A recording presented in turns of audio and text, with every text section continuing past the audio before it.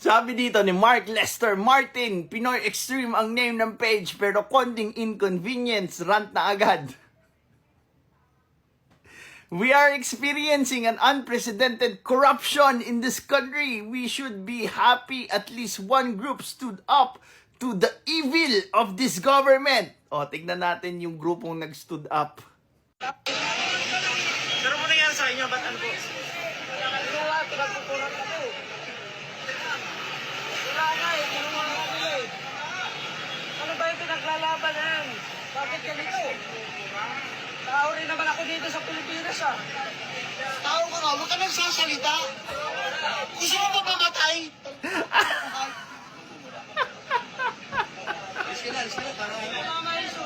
Gusto mo bang mamatay?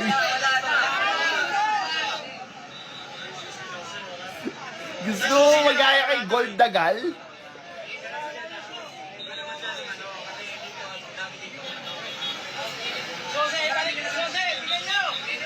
Doon sa paglaban ng sinasabi nating korupsyon, make sure that during the process of fighting that corruption, we are not being corrupted ourselves. Tignan niyo yung ginawa niyo doon sa kawawang gusto lang magtrabaho. 'Di ba? Pareho kayo ng gusto.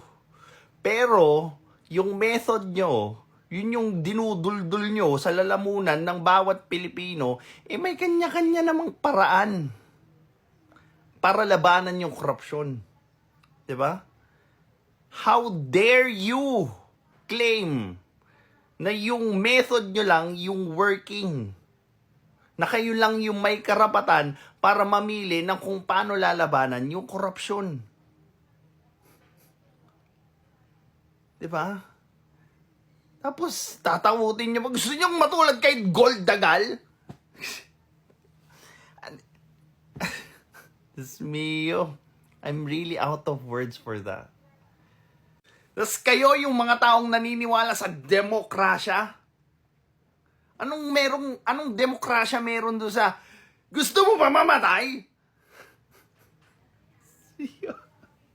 Oh my God. Whew. Walang pinagkaiba sa teknik ng CPP, NP, NDF eh. 'Di ba? Gumagamit ng dahas para pilitin yung mga taong lumaban nung pinaglalaban nila. Wherein yung ibang tao may kanya-kanya namang pamamaraan kung paano ma-attain yung same goal na dinuduldul nyo sa ibang tao. 'Di ba? Katulad nung isang debate dito ng mga bata, yung aktivismo, may different method yan.